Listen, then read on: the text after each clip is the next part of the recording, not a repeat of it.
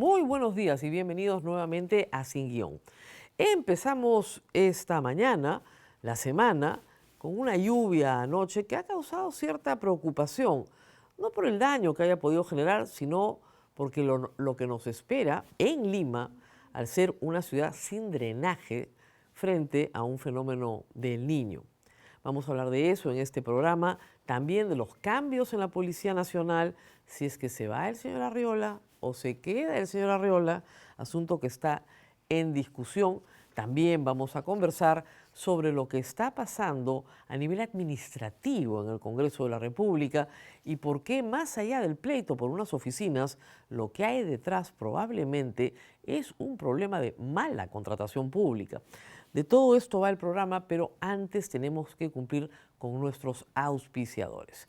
Prestamipa, si tienes una propiedad registrada en SUNARP y necesitas liquidez para tu negocio o proyectos, Prestamipe ofrece préstamos con garantía hipotecaria de hasta 2 millones de soles con tasas personalizadas y plazos de hasta 6 años.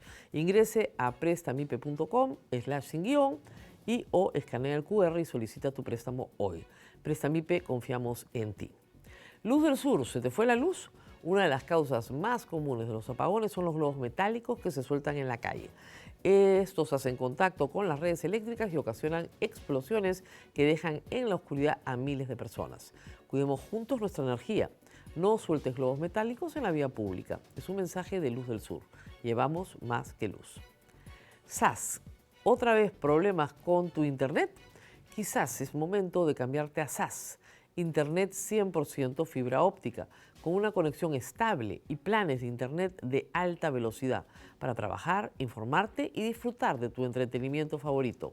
SAS, el internet que resuelve en un SAS. Muy bien, y vamos primero a lo más urgente e importante.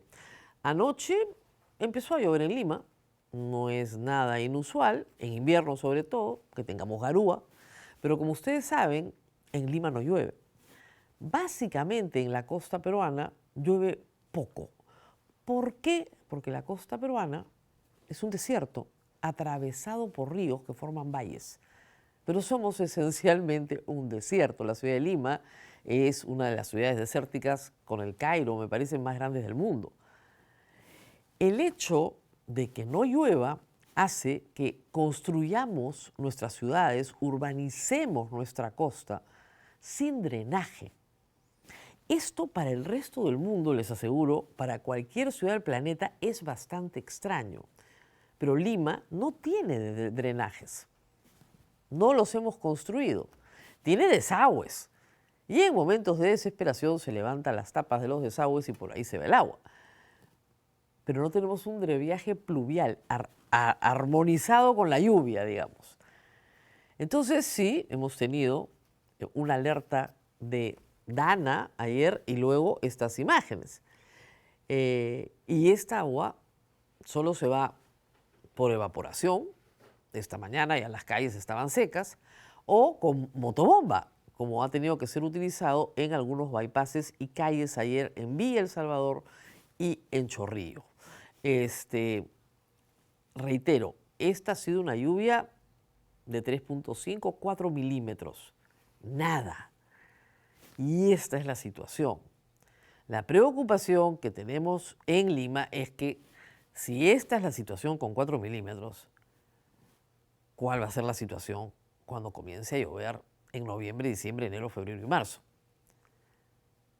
Yo espero que, así como el ministro de Vivienda llevó 6 motobombas anoche a la zona, tengamos en la ciudad de Lima y en las demás ciudades de la costa peruana una cantidad sustantiva de motobombas que pueda desaguar, porque no hay drenaje y no hay forma de construirlo tan rápido.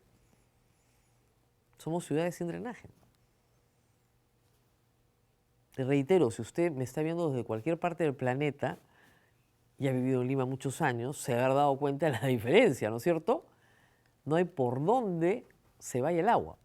Las ciudades, por supuesto, de los Andes peruanos, por supuesto que tienen drenaje. Y las de la Amazonía también, pero no las de la costa. Entonces hay que armar eso, ¿no? Bombas, para poder desaguar por los desagües lo que ha quedado acumulado. Un bus de pasajeros quedó atrapado en uno de los bypasses y hemos tenido estas imágenes ayer toda la noche. Las cosas están mucho más claras hoy. En Villa El Salvador se anunció, y en San Juan de Miraflores y en Chorrillos, que las clases iban a ser virtuales el día de hoy, en tanto se realizaran las tareas de limpieza. Felizmente ha parado de llover, pero la alerta de Dana está ahí. La alerta de Dana, Dana es un nombre ahora científico para un fenómeno que siempre hemos tenido, ¿no es cierto? Es el choque de una nube de temperatura muy fría con otras que suben con temperatura muy caliente. Y este choque produce inmediatamente una lluvia muy intensa. Y eso es lo que hemos tenido desde el viernes alertado. Y Senami alerta que toda esta semana la costa peruana y los Andes van a tener consecuencias a raíz de las Dana, que está prevista, que le han puesto un nombre que se llama Dana Aníbal. ¿Ok? Como reitero, ahí está el bus atrapado en Villa El Salvador, en este bypass que no tiene drenaje. Y lo que más sufre, hay que decirlo, son estos bypasses diseñados, mal diseñados, sin posibilidad de drenar. Y la única forma es con motobomba, porque no tienen conexión a ningún desagüe. Y esto es una lluvia ligera que empezó ayer en la tarde. Yo en Miraflores la he sentido más o menos a la hora del almuerzo y no ha parado hasta, creo yo, pasada la medianoche. Y como lo digo, esto es ligero. A más calor, ¿no es cierto?, en la costa, porque el mar está caliente, más, ¿no es cierto?, evaporación caliente se levanta de la costa peruana, del mar peruano. Y al chocar en una parte muy alta de la atmósfera con nubes que vienen de los Andes muy frías, se produce esta Dana. Y esto va a ser en 11 regiones del Perú, como ha señalado ya muy oportunamente Senami. ¿Ok? Más viento, ha habido más viento ayer y más humedad en la costa, por supuesto. Sierra central del Perú y sur del Perú. Una vez que uno tiene la información, ya puede tomar acción. Ayer personas juntaban sacos con arena para ponerlos en las puertas de su casa, sobre todo en el sur de Lima. Hay que sentarse a pensar en familia qué hay que hacer. Algunas personas reportaban que se les estaba pasando el agua por el techo. Hay que revisar esas calaminas, hay que revisar esos techos, hay que limpiar techos. Es muy importante mantener los techos de las casas en Lima, que no tienen desfogue, muy despejados y con desfogue. Si no, el techo se convierte en una piscina que no ha sido calculada para recibir esa presión, la construcción, y se te cae la casa. Entonces, son medidas que tenemos que empezar a tomar ya todas las familias en la costa peruana sobre la situación de sus viviendas para enfrentar lo que viene. Porque esto no es nada. Esta es una gotita de lo que se supone va a venir.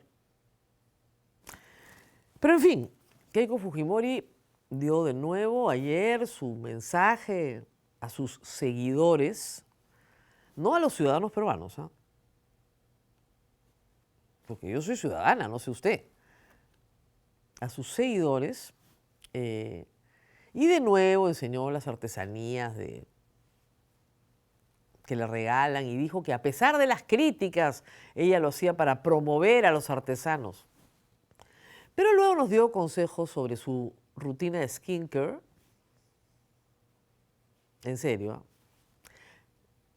ya se le dijo, ya se le explicó. Una vez es un error de principiante, 2 veces, ya, en fin, pero 3 ya es necedad. Y esta es la 3.ª vez. Ahora nos tenemos que preocupar por el colágeno, creo, por la rutina de belleza en la mañana y en la tarde. Hay asuntos bien graves que tratar en el Perú. Y creo que ustedes merecen respeto. ¿No? No digo que no lo vuelva a pasar, pero ya pasarles de nuevo eso ya hasta vergüenza ajena me da. Pero en fin, vamos a temas políticos relevantes. Este fin de semana, el viernes, se presentó la primera moción de interpelación de la oposición contra un ministro de Estado. Muy temprano, estamos en agosto y ya tenemos la primera. Tiene que reunir 44 firmas, que es posible que las reúnan. En la Cámara de Diputados la oposición tiene 74 miembros y luego tienen que reunir una votación de 66 congresistas para censurar a Rafael Belaúnde. El tema con Rafael Belaúnde es el siguiente: no se le acusa de ningún delito, por supuesto, ¿no? Ni siquiera de una falta administrativa, sino de un posible conflicto de interés. Y el conflicto de interés vendría a explicarse de la siguiente manera. El Partido Libertad Popular, que presidió Rafael Belaúnde, entiendo que está de licencia, y cuyo candidato presidencial fue él, recibió una donación pública registrada de la señora Evangelina Arias, que es accionista principal o mayoritaria de Minera La Poderosa. La señora Arias hizo la donación a título personal, la declaró, la bancarizó, el partido la declaró a la OMPE, no hay nada oculto, no es de procedencia ilícita, es una donación en los límites establecidos por la ley. Entonces, todo bien. El problema que imputa Juntos por el Perú es que Rafael Belaúnde esté poniendo seguridad del ejército en la mina de propiedad de su principal donante de campaña y que eso representa una falta ética. El señor Belaúnde ha salido a decir varias cosas. La primera es que a él no le dieron la plata. Esa plata fue para la campaña de su partido. Dos, que la empresa Minera Poderosa no ha dado un centavo, sino este es dinero particular de la señora Arias. Y tres, que el ejército no está en Minera Poderosa. En todo caso, esta va a ser una discusión no jurídica, sino política. Y hay que decir una cosa que es cierta. La oposición tiene 74 votos en el Congreso. Así que todo esto va a depender básicamente de buen gobierno. Yo creo que ahora Nación y Juntos por el Perú y Obras en esto van a estar juntos, pero para alcanzar los 66 votos nuevamente necesitan a buen gobierno. ¿Será esta la respuesta política al maltrato sufrido por las bancadas de oposición? ¿Será esta la respuesta política al robo de un voto en senadores? Eso es lo que creo que es. Rafael Belaúnde simplemente es un accidente para una lucha política mucho más grande. Y recordemos que esto fue lo que hizo Fuerza Popular con Pedro Pablo Kuczynski, exactamente igual. Esto es de manual. Nosotros tenemos mayoría en diputados, solo diputados interpela, solo diputados censura, Senado no puede hacer nada. Entonces, tú nos maltratas, nosotros te maltratamos. Y vamos a jugar así. Como reitero, se necesitan 44 firmas, supongo que las van a conseguir en las próximas horas, van a presentar la interpelación, el ministro tiene que ir, responder, pero lo que hay acá es un ataque político a otro ataque político. Y esa es la respuesta. ¿Querían ver política? Eso es lo que vamos a ver. ¿Qué más? La OMPE ya reveló el monto total de lo que se le va a entregar como financiamiento público directo a los 6 partidos que están en el Congreso. En los próximos 5 años se les va a entregar 222 millones de soles como financiamiento público directo. El cambio es importante porque como hay bicameralidad y el monto se calcula por el número de votos que sacas por congresista, y ahora hay 190 congresistas, entonces el monto se ha triplicado. En el quinquenio 2021-2026, el monto de financiamiento público directo fue de 77.9 millones. El Congreso pasado cambió la ley y ahora van a recibir 222 millones de soles en 5 años estos 6 partidos. Lo que ha señalado la OMP es que va a mejorar los criterios de fiscalización del uso de estos montos, habida cuenta que hemos visto, ¿no es cierto?, con toda claridad, que los partidos que quedan, ¿no es cierto?, no han usado siempre este dinero como manda la ley, ¿no? Para hacer poemarios, libritos, etcétera, etcétera. 222 millones entre 6 partidos. Hay un básico, el 40% lo reciben exactamente igual todos y sobre eso depende el número de votos que tienes. Pero para Fuerza Popular, para Juntos por el Perú, son cantidades anuales considerables, ¿ah? Lo importante es que ese dinero sale de nuestros impuestos sea usado para que construyan partidos políticos sólidos. Para eso es, sólidos. Vamos a ver si lo logran. Muy bien. Y hablando del Congreso y hablando de situaciones un poco extrañas, este lío de las oficinas tiene un mar de fondo detrás. Ayer en Latina pasaron imágenes de lo que se conoce como el Hospicio, un antiguo inmueble muy bonito, hay que decirlo, ¿no?, donde hay oficinas del Congreso, que sirvió antiguamente como hospicio. Y el patio tiene un claustro central, digamos, está repleto de muebles de oficina, materiales de construcción. ¿Qué está pasando acá? La congresista senadora Mirta Vázquez ha solicitado a la Oficialía Mayor una información detallada sobre presupuesto y gastos para la implementación del Senado, porque es evidente que acá ha habido un incumplimiento de contrato. Y luego el diputado Víctor Piñán de Obras también lanzó un tuit y un mensaje que me ha parecido, la verdad, bien interesante. Él ha encontrado que hay 24 millones de soles en 5 adendas y la obra sigue sin entregarse.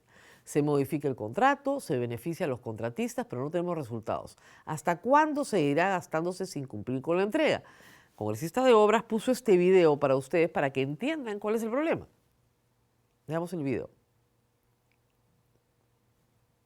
Esto no puede estar sucediendo en el Congreso de la República porque esta obra ha costado alrededor de 23.8 millones, cerca de 24 millones de soles. Según el contrato que se realizó entre el Congreso de la República y el ejecutor de la obra, se debió entregar estas oficinas, este edificio, el 22 de julio. Sin embargo, después de 5 adendas que han sido beneficiosas para el contratista, se ha llegado que se va a entregar el 15 de agosto.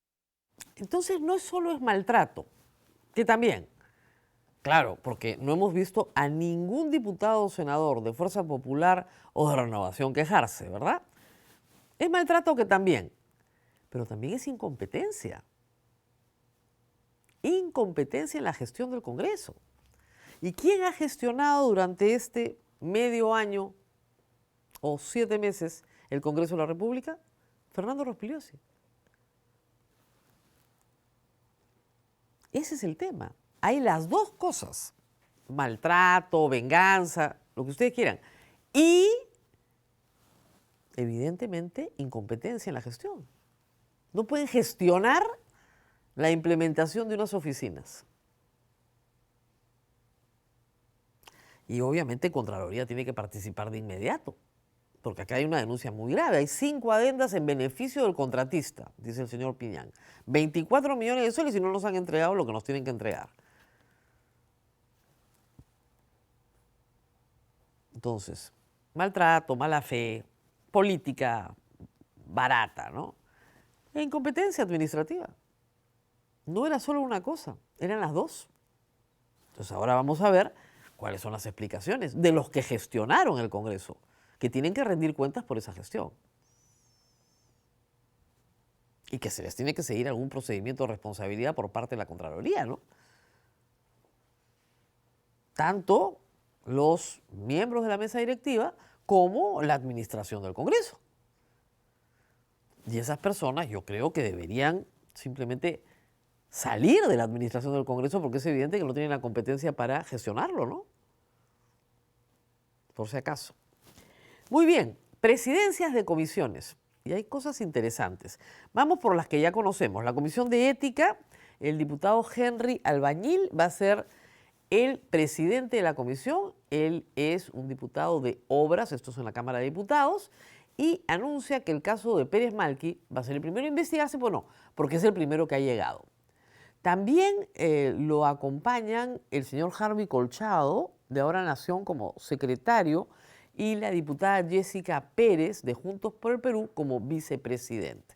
Así, la directiva de la Comisión de Ética, digamos, queda en manos de la oposición en la Cámara de Diputados, asunto que obviamente no le ha hecho ninguna gracia a Fuerza Popular. Y hay que decir que la Comisión de Constitución en diputados ha quedado en manos también de Juntos por el Perú. Pero en el Senado, y esa es la noticia, ya se ha designado como presidente de la Comisión de Constitución al señor Mesías y al presidente de la Comisión de Economía será el señor Alfonso López Chao. Alfonso López Chao es economista, esa es su profesión, y el señor Carlos Mesías es abogado y ha sido miembro del Tribunal Constitucional, aun cuando sus opiniones coinciden mucho con las de los doctores Truquini.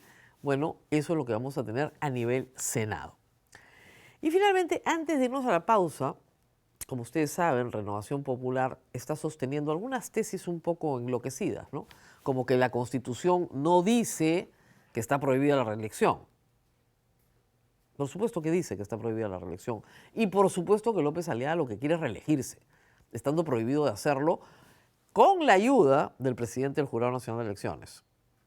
Pero ahora quieren más. Y este es un proyecto de ley presentado por ellos. ¿Qué quieren? Quedarse 5 años. Quedarse 5, no 4. Que su mandato coincida con el de la presidenta de la República. ¿Qué tal? Yo no sé por qué, pero presumo que eso en Cámara de Diputados no va a pasar. Pero esas son las intenciones. Quedarse 5 años más. En fin, vamos a hablar de la Policía Nacional también. Hoy día tenemos 2 invitados que postulan a la Municipalidad Provincial de Lima. ¿Ok? Nadie se mueva. Y también vamos a hablar un momentito con los becarios de Beca 18. Pero ahora tenemos que hacer un intermedio. ¿Se te fue la luz? Veamos este mensaje. Noticias de Luz al Día. Edición especial. Alerta ENATE. Un globo metálico ocasionó un apagón masivo. Impactó contra nuestras redes de media tensión y afectó a más de 6,000 usuarios. Evita soltar globos metálicos en exteriores. Si los ves en las redes eléctricas, no te acerques y repórtalo a través de nuestros canales oficiales.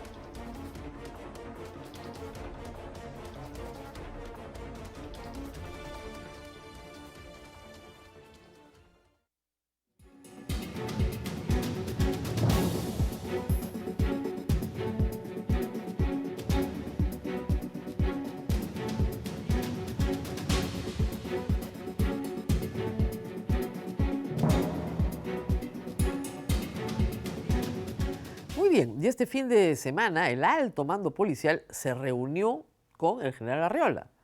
Pero lo curioso es que no estuvo el ministro del Interior. No fue invitado. Además se reunió, se tomaron fotos, señalando que estaban discutiendo estrategias, ¿no es cierto?, de seguridad ciudadana, pero no invitaron al ministro del Interior. Era una reunión interna, eso es lo que dijeron. Pero, en realidad el señor Arriola organiza esta reunión luego de que el gobierno ha señalado que alista la salida de Óscar Arriola. Y lo señaló Keiko Fujimori de una manera muy, ¿cómo les explico?, educada, ¿no? Dijo que había una evaluación que se iba a realizar con el general Astudillo, que es el ministro del Interior, y que Keiko Fujimori iba a tomar esta decisión luego de esta evaluación. Pero miren, el problema de la evaluación es que no puede durar mucho, ¿no? Hoy, portada de la República, van 105 asesinatos en los 18 días del gobierno de Keiko Fujimori. ¿Ok? Y no es la única noticia que tenemos. Ahí están. 105, 77.5 con arma de fuego. Y si van a las páginas interiores, hay una nota que yo digo, esto ya no puede ser, ¿no? Ahí está. Van 722 casos de sicariato registrado a nivel de fiscalía. Hay mucho más asesinatos, pero ya se han identificado, detenido y procesado a nivel de fiscalía 722 personas que se dedican al sicariato. Sicarios, hombres, jóvenes, un arma, una moto, van de a dos, uno se baja, luego huye, baja con casco para que no lo identifiquen, ejecuta. Esto se ha convertido en el modus operandi de las imágenes que ustedes ven en los noticieros todas las mañanas. Y esto solo ha empeorado. Ese es el problema. Si tú me dijeras, esto ha mejorado muchísimo, ahora es marginal, nunca se puede eliminar todo el delito, yo te creo. Pero vamos en 105 asesinatos, ¿ah? No les digo actos de extorsión, asesinatos. Y el asesinato a mano armada no era alto en el Perú. Esa era una de nuestras grandes ventajas en materia criminal. A diferencia de Colombia, de México, de la región, nuestro número de asesinatos por cada 100.000 habitantes hasta hace 5 años estaba ahí a media tabla o abajo. No, por supuesto, el robo, ¿no? El robo sí volábamos. Pero ahora no, ahora estamos con un nivel de asesinatos altísimo. Yo siempre se los recuerdo, cuando empezó, digamos, el gobierno Kuczynski, hace 10 años, no llegábamos a dos muertos diarios, en promedio anual, por asesinato. Hoy estamos en más de 6. Se ha triplicado. Y toda la propuesta de Keiko Fujimori durante la campaña era vuelve el orden, y el orden, y el orden. Y vamos 105 asesinatos. Y el problema es que ella nos da lives los domingos donde habla de su colágeno. Porque tiene seguidores. No tiene ciudadanos asesinados. ¿Cuándo vamos a comenzar a hablar en serio? Y encima tenemos un fenómeno del niño, que comienza a manifestarse de esta forma, aunque todos estamos sintiendo que la temperatura del aire en la costa peruana no es la habitual para agosto. Y así seguimos. Hay otro frente también donde estamos todos muy preocupados y es el frente de la independencia del Poder Judicial. Este fin de semana, Keiko Fujimori hizo lo mismo que hizo con el fiscal de la Nación. Hizo una reunión con la señora Yanet Tello, se tomó la misma fotito, ¿no es cierto?, con Galarreta, Keiko Fujimori, Yanet Tello.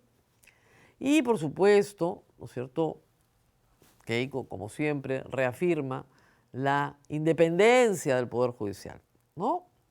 Muy bien, todo muy bonito. Pero mientras esto sucedía, Fernando Rospigliosi, quien se reunió con la presidenta este fin de semana, pero no hay fotito, saca este tuit. Denuncia contra el politizado y prevaricador juez de Tayacaja, José Matos, quien envió ilegalmente a prisión a 8 militares que se enfrentaron con narcotraficantes en Colcabamba. ¿What? No había un gramo de droga en el vehículo que acribillaron a 5 muchachos que regresaban de jugar fútbol. Y sobrevivieron 3. Y a uno de ellos lo torturaron para que dijera que tenían droga y no tenían droga ni armas, no tenían nada. Huyeron porque pensaron que era un asalto porque los militares estaban de paisano. Y los acribillaron, ¿ok? Y el juez correctamente dijo, esto es asesinato, prisión preventiva. El señor Rospigliosi ahora denuncia, por favor pongo el tuit de nuevo que no lo terminé de leer, denuncia al juez y ha dicho lo siguiente: una Corte Superior de Junín ya los puso en libertad, demostrando que el juez había cometido prevaricato. No, señor Rospigliosi. Cuando la Corte Superior cambia la sentencia que se apela, no hay prevaricato, pues. Primero que estudie Derecho y deje de decir estupideces. La Junta Nacional de Justicia debe tomar acción inmediatamente en un caso flagrante, soluciones radicales. Sigue lo mismo. Sigue en exactamente lo mismo. Es el Montesinos de Keiko Fujimori, que se reúne con él el fin de semana.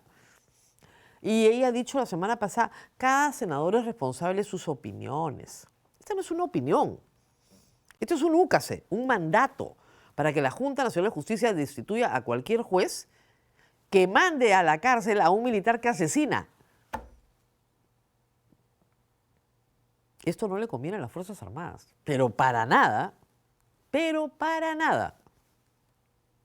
porque esto es el eje por el cual luego las Fuerzas Armadas se corrompen. Por ahí entra la corrupción. Por si acaso, ya deberían saberlo, ya vivieron con Montesinos 10 años. Ya saben cómo es. Pero acá viene la noticia que ha sido una filtración. Uno diría, bueno, sí, pues Rospigliosi es un marginal, ¿no? Keiko lo recibe, pero es un marginal, no representa a Keiko Fujimori. Ella no quiere que lo represente. Pero miren ustedes lo que ha pasado en el Senado. Este es un dato de Alonso Ramos, del periodista Alonso Ramos. Tensiones en Fuerza Popular.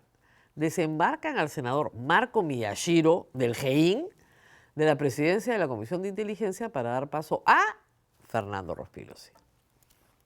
Ahí está el poder. Ahí claro que está el poder. Es defensa, orden interno e inteligencia. Y es un cargo que dura 5 años. El que es presidente de esa comisión es presidente de los 5 años. Y esa comisión la quería Rospigliosi. ¿Quién gobierna? En esas materias, ¿Keiko Fujimori o Fernando Rospigliosi? Ahí tienen. Y muy bien, el paro en Ucayali, bueno, el paro no ha terminado, ¿ah?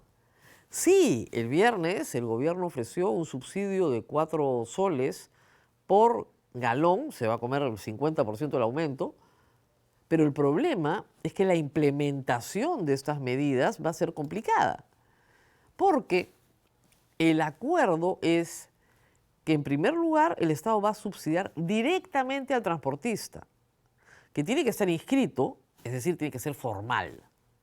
Hay un conjunto de transportistas formales, no tienen ningún problema en que se les deposite en sus cuentas en el Banco de la Nación con un tope mensual. Pero hay miles de informales, que son la mayoría, sobre todo mototaxistas, que tienen que hacer un trámite que puede durar 3, 4 semanas, porque no se quiere dar un subsidio plano. Es decir, todo Loreto, todo Ucayali, todo Tacna, no. Se quiere dar a la persona. Ojo, que es una mucha mejor manera de subsidiar, estamos completamente de acuerdo, pero el problema es que es operativo. Y además, porque otras razones, otras quejas, otras demandas se han venido sumando a esta paralización en Ucayali y a paralizaciones en distintos puntos del país. En Loreto igual.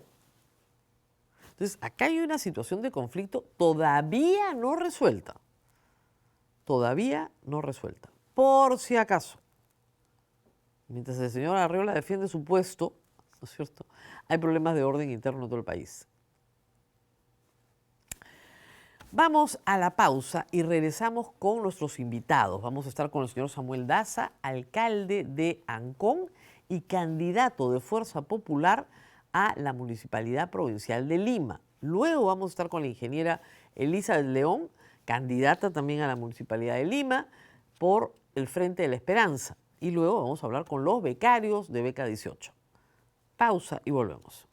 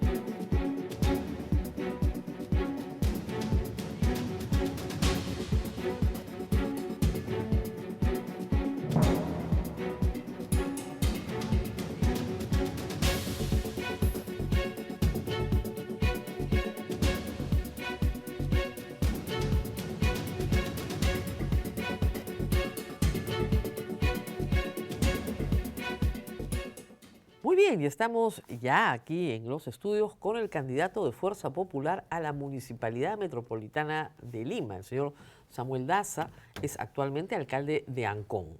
Él es ingeniero en una especialidad muy preciada para ser alcalde, es ingeniero en transportes.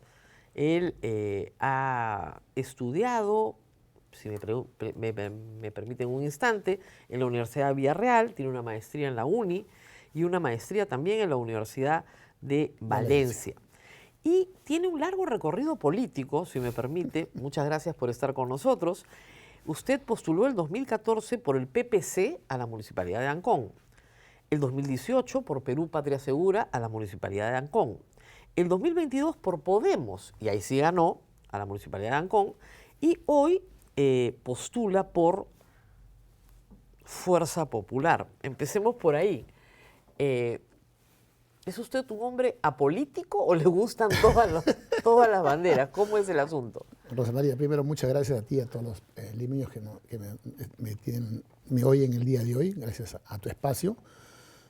Y contando un poco mi experiencia política, en realidad yo en el 2013 ya tenía 42 años más o menos y ya había hecho cierta trayectoria como profesional. Recién estaba constituyendo mi familia porque mis hijos todavía son muy pequeñitos. Yeah. Me tomé un largo tiempo trabajando, estudiando. Y decidí, ¿Usted es anconero de toda la vida? Yo nací en Comas, en Coyique, pero a la edad de 11 años me mudé a Ancón. Ya vivo en Ancón. Soy anconero de todas Anconero de toda su vida.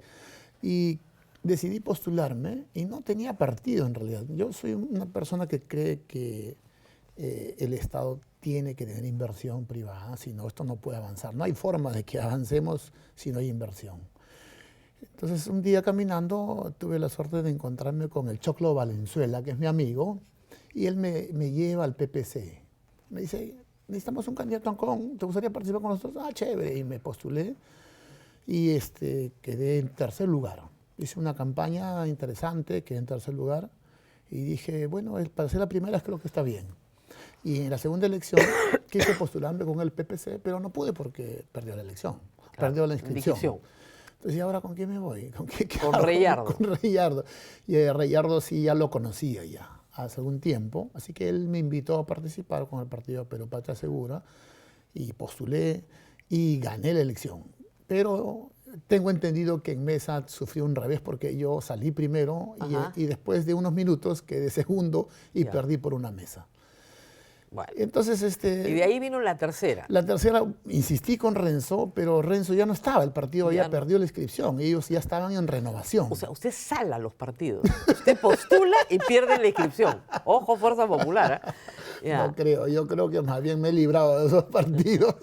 Y de ahí se fue con Podemos. Llego a Podemos y me inscribo por voluntad porque la ley de partidos pedía que seas militante. Tienes que ser militante. Claro. Entonces yo hablé con el presidente entonces, Luna, y me habló un poco del proyecto que tenía Luna.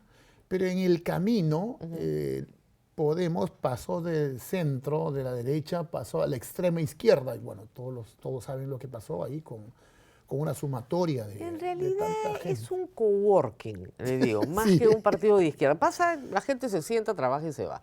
Bueno, y entonces usted se desilusionó de Podemos. Me tuve que ir porque la verdad, aquí hay un tema fundamental que me gustaría comentar a todos nuestros oyentes.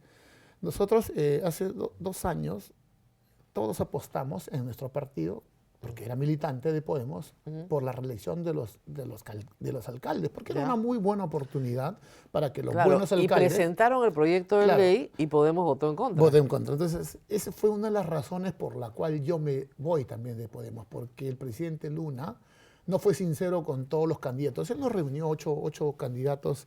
Bueno, no éramos candidatos, éramos alcaldes. 8 alcaldes de Lima. 8 alcaldes que le dijeron, oye, queremos reelegirnos. O sea, queremos reelegirnos. Y además el que va a decidir si hay reelección o no es el Congreso. Además, los ciudadanos te dicen, si tú eres bueno, te quedas. Si eres malo, para afuera. Y en la elección, a pesar de que él se había comprometido que iba a votar a favor, votaron en contra. Y nosotros le dijimos, ¿por qué? Y después dijo, no, nos vamos a ir a una reconsideración. Y en la reconsideración votaron también en contra. Ahora, usted siendo un hombre de derechas, porque está claro, PPC, Patria Segura, Podemos, termina de empleado público en el Ministerio de Transportes y Comunicaciones en el gobierno de Castillo. ¿Correcto? Y muy cercano al señor Juan Silva, al prófugo. Para entrar a ese detalle, para Sí. cerrar lo de Fuerza Popular, yo este año decidí, el año pasado decidí retirarme de Podemos, el año pasado. Claro. Y este año, en enero, yo no tenía partido porque había renunciado y quería ser candidato nuevamente. Entonces dije, me voy a inscribir voluntariamente. Es la primera vez en toda la historia de mi vida, como persona, como político, que me inscribo voluntariamente en un partido y decidí inscribirme en Fuerza Popular en enero de este año porque yo dije, esto va a ser para izquierda y para derecha. Y No, yo ya por sé, la pero- izquierda no voy. Entonces, Pero ahí, ¿quién lo jaló?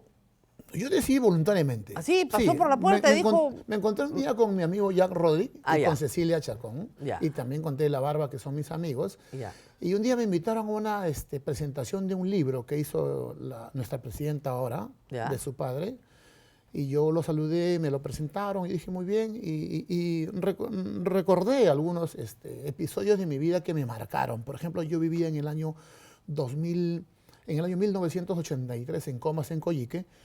Y justo como en septiembre de ese año, nosotros vivíamos a unas 7 cuadras, volaron la comisaría Comisaría de de Coyique. Coyique. Entonces mi papá se desesperó, dijo, no, acá está pasando algo, vendió la casa que teníamos, Y se nos fue a montó Ancón. un camión y nos llevó a un cerro donde no había agua, luz, no había absolutamente nada.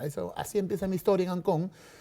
Y yo recordé eso y además recordé algunos episodios buenos del primer gobierno de Alberto Fujimori.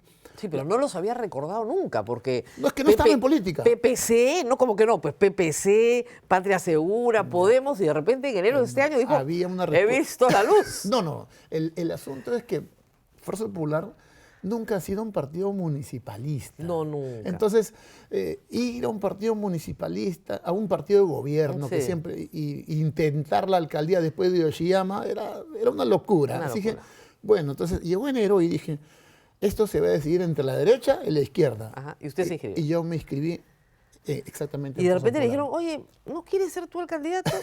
Y tú dijiste, bueno, No tanto así. Ancón ya no me puedo reelegir, o sea que tengo que ser candidato. Sí, yo Ahora, creo- cuéntenos su relación con Castillo, porque eso a los fujimoristas no les gusta. No, miren, primero quiero aclarar que yo, bien lo has dicho, soy ingeniero de transportes, tengo 25 años. También te comenté hace un rato que tuve hijos tarde, a la edad de 42 años, porque me dediqué toda mi vida a trabajar. Y no solamente trabajó en transporte, trabajó en EMAPE, en Invermed, en vivienda, Claro. en Emilima, en gobiernos regionales, en Trujillo, en Lambayeque. He hecho una vida profesional dedicada a la infraestructura vial, que es lo que yo domino, soy experto en eso.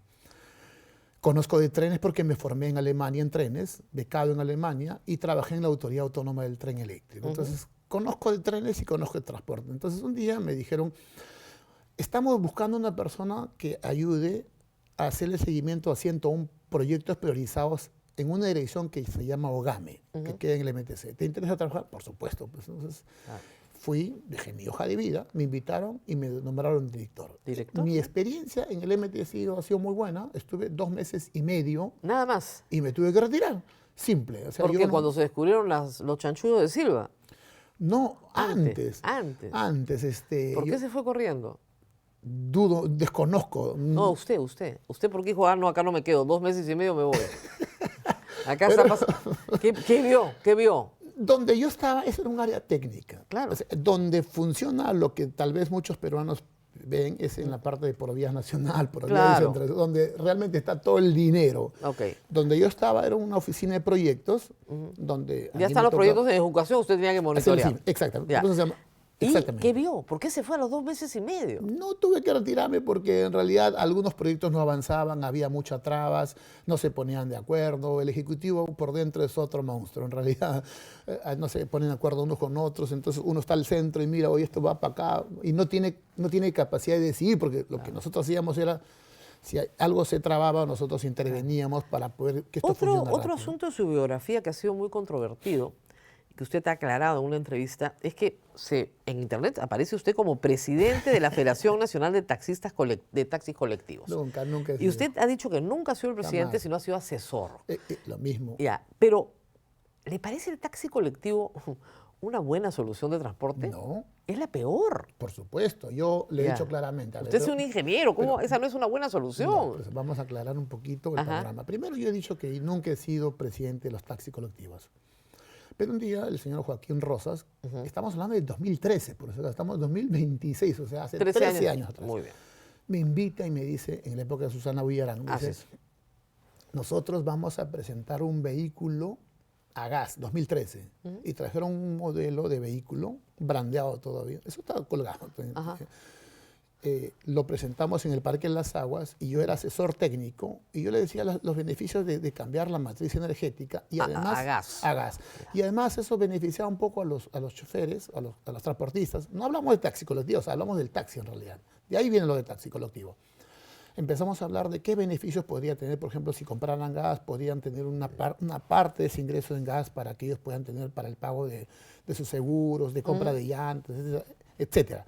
Esa era mi participación. Yo les ayudé incluso a hacer algunos paraderos en Lima con Susana Villarán para Cetame, porque ellos decían, ¿dónde van a poner sus paraderos del taxi amarillo? Entonces yo empecé a hacer un trabajo técnico para ayudarlos. Eso fue mi trabajo. Pero el señor Rosas era presidente de la FENTAC, de la Federación Nacional de Taxis Colectivos. Y él es el que me trae para ver un trabajo de taxis, porque él representaba tanto a los colectivos, pero también a los taxis formales. Y mi trabajo fue asesorar a los taxis formales, pero no pude discriminar con el señor... Claro, pero desde la época de Susana Villarán, uno de los grandes objetivos de la Municipalidad de Lima era eliminar el taxi colectivo.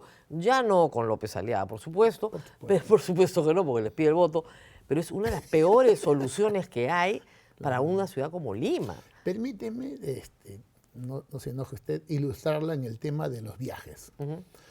Los viajes en Lima son 25 millones al día. 16 millones son en transporte público. Así es.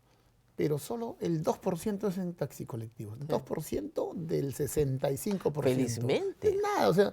Gracias a Dios. En realidad... ¿Se imagina si fuera el 10%? Claro, sería otra cosa. No podríamos salir de la casa. Por supuesto, pero ese 2% no implica absolutamente nada en un sistema rápido masivo. Ojalá que tuviéramos un sistema rápido masivo. Esa es parte de nuestra propuesta. Pero ¿cuánto absorbe el metro de Lima hoy? 5. 5, porque Ya. el metropolitano... ¿Y el metropolitano? 6. 6. Ya, entre los dos absorben 11. el 11. El resto es en transporte público convencional. Que es un desastre también. Sí, pero le digo por qué.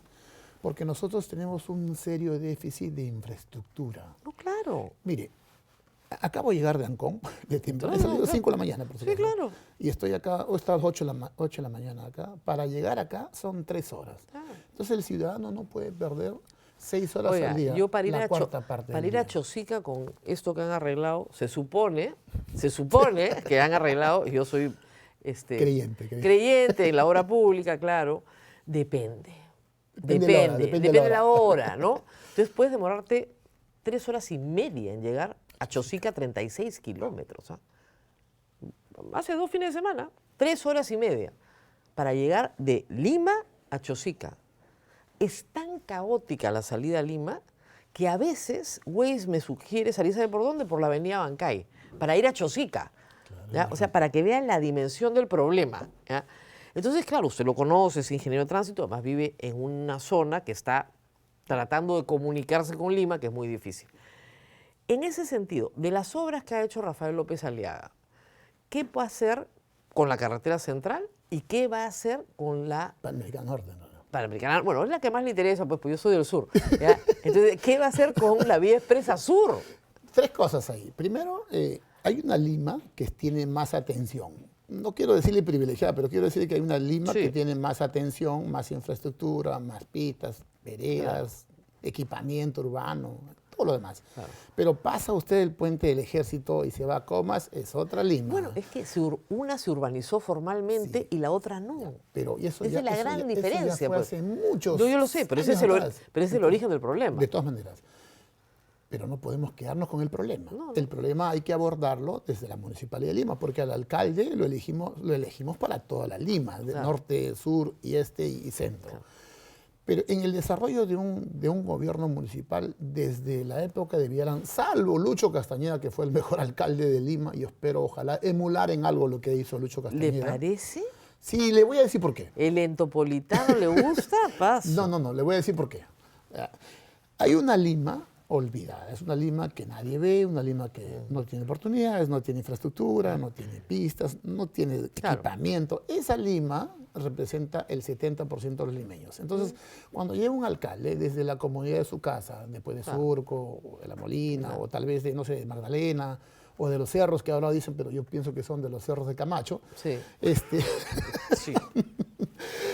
y miran a Lima y hacen proyectos de los cuales me acabas de mencionar. Bueno, hay que solucionar la vida a los limeños.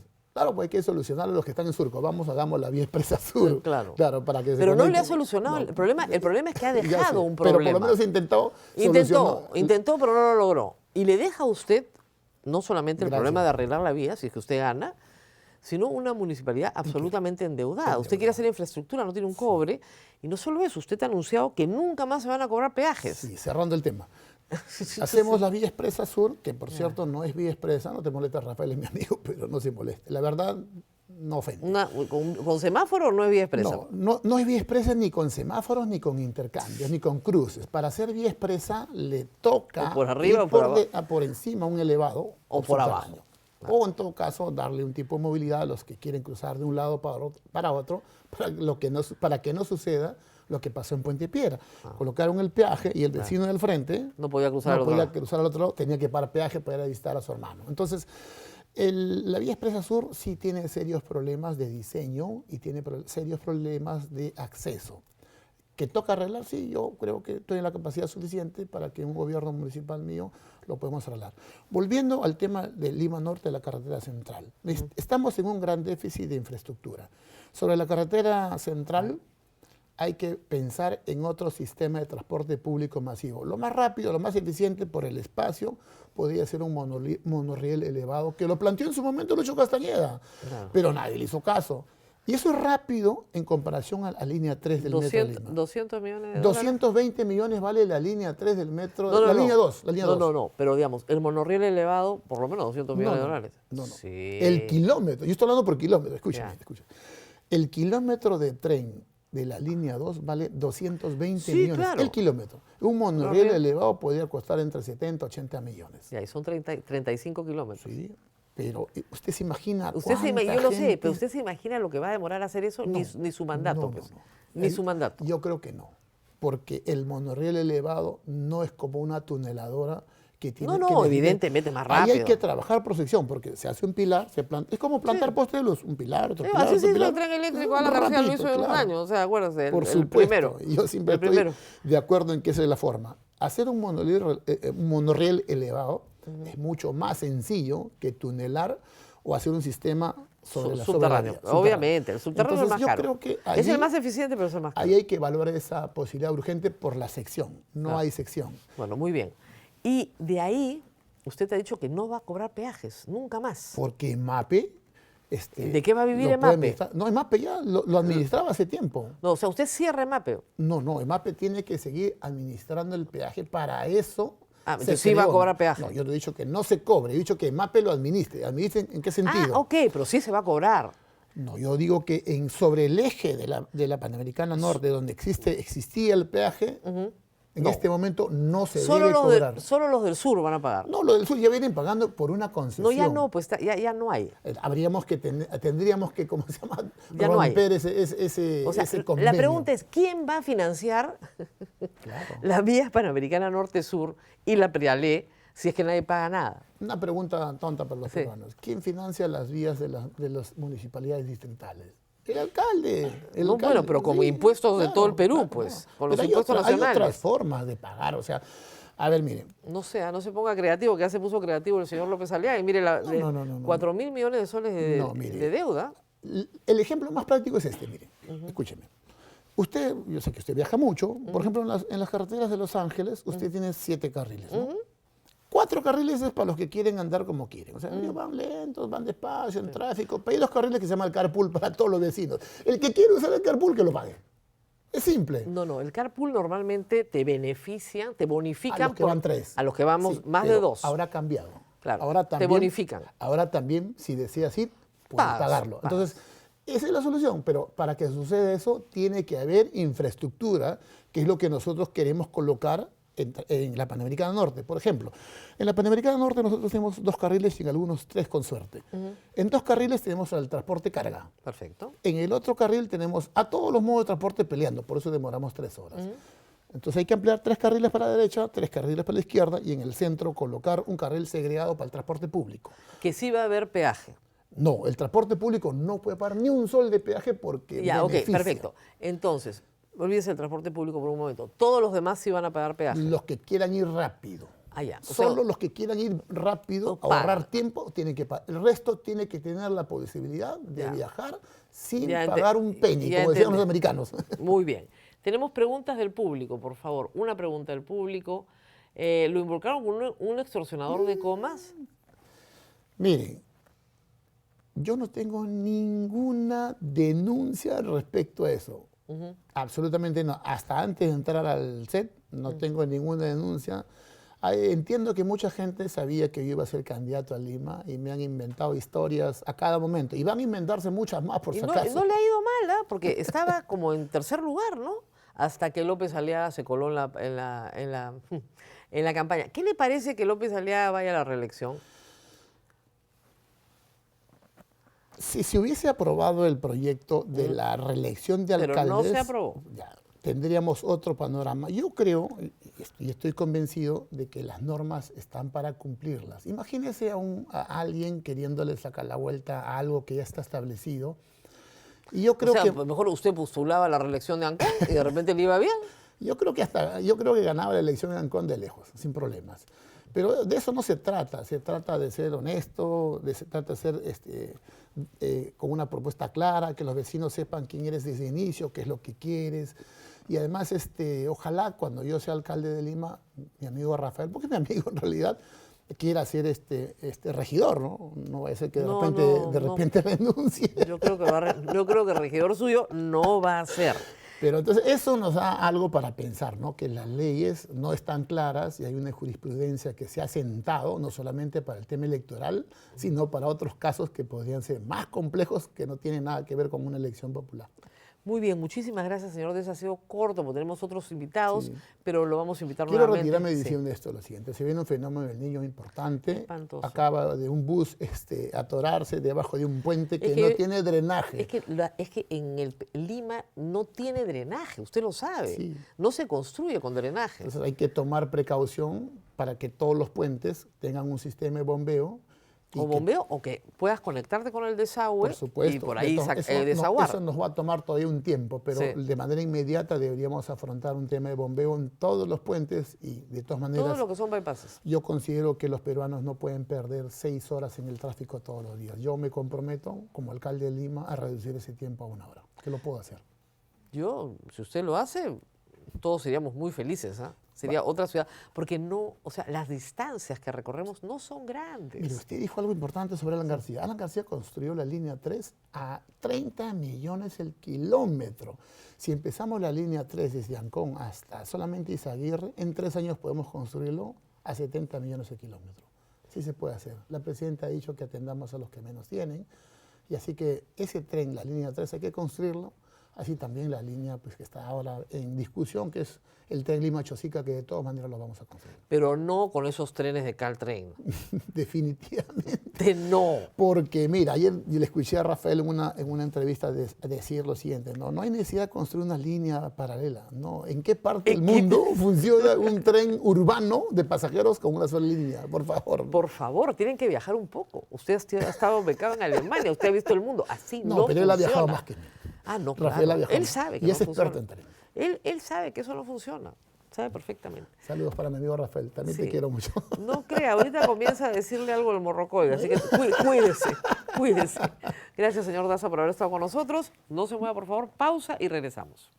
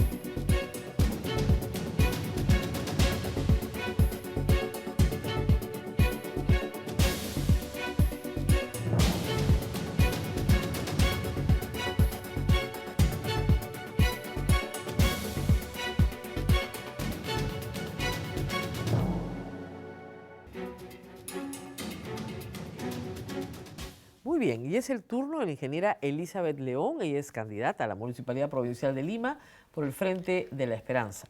No es su primera vez. Ella ha postulado a la Municipalidad de Lima en el año 2022. No le fue mal. Como ustedes recordarán, quedó cuarta, sacó 11% de la votación de Lima y esta vez repite el plato también por el Frente de la Esperanza. En este caso solo ha estado en el Frente de la Esperanza.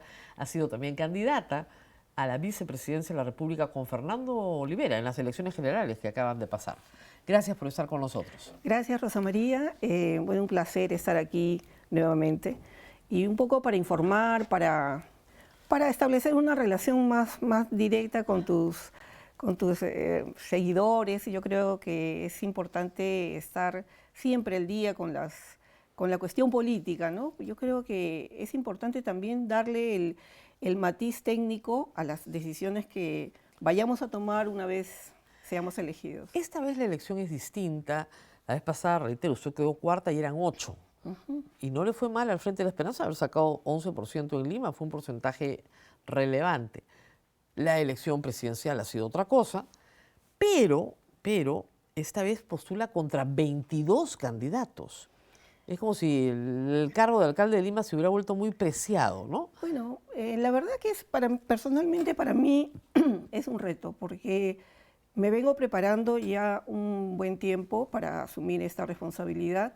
He evolucionado, yo creo, un poco más en el tema de preparación, de identificación de problemas, soluciones, y estamos justamente en eso, ¿no? Con el equipo técnico que hemos formado, gracias a Dios, un equipo importante para llevar a cabo las soluciones, las verdaderas soluciones que se puedan ejecutar, ¿no? Usted es ingeniera, igual que nuestro invitado anterior, y nos hemos centrado en el tema del transporte.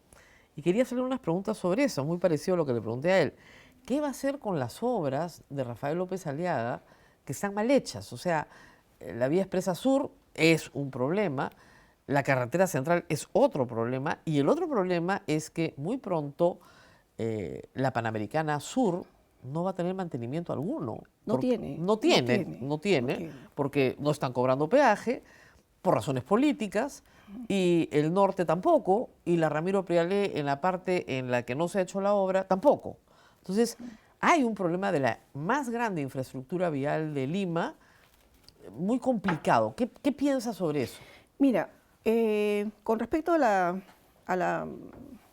la vía sur, la interconexión del Zanjón, ¿no?